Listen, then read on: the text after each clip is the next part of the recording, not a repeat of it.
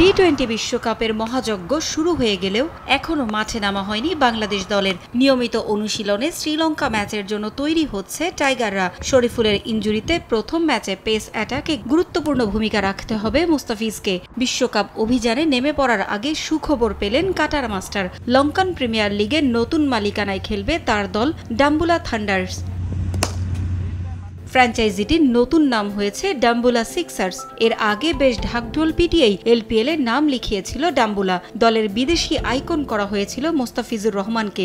সবশেষ নিলাম থেকে বেশ শক্ত একটা দলও গঠন করেছিল তারা, কিন্তু নিলামের একদিন পরই ডাম্বুলা থান্ডার্সের সঙ্গে সব চুক্তি বাতিল করে শ্রীলঙ্কান ক্রিকেট বোর্ড।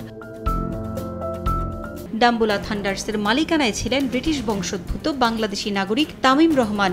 দুর্নীতির অভিযোগে কলম্বো থেকে গ্রেফতার করা হয় তাকে। শ্রীলঙ্কার ক্রীড়া মন্ত্রণালয় প্রণীত আইনের 2019 সালের অপরাধ প্রতিরোধের আইনি ধারায় তাকে গ্রেফতার করা হয়। মালিক গ্রেফতার হয় এলপিএল এ খেলা নিয়ে অনিশ্চয়তায় পড়ে যায় ডাম্বুলা। তবে নতুন মালিক পাওয়ায় কেটে গেছে ফিজের এলপিএল এ খেলা নিয়ে অনিশ্চয়তা। তাই বিশ্বকাপে অনেকটা মন দিয়েই খেলতে পারবেন কাটার মাস্টার।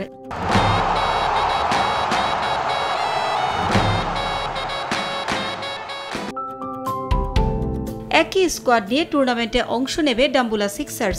ডাম্বুলার ফ্র্যাঞ্চাইজি হিসেবে নতুন করে দায়িত্ব দেওয়া হয়েছে সেকুয়া কনসালটেন্টস নামের একটি প্রতিষ্ঠানকে। এটি মূলত লস অ্যাঞ্জেলস ভিত্তিক একটি সিভিল ইঞ্জিনিয়ারিং কনসালটেন্সি ফার্ম। একই প্রতিষ্ঠানের সিংহভাগ মালিকানা লঙ্কান নাগরিক প্রিয়াঙ্গা ডি সিলভার অধীনে।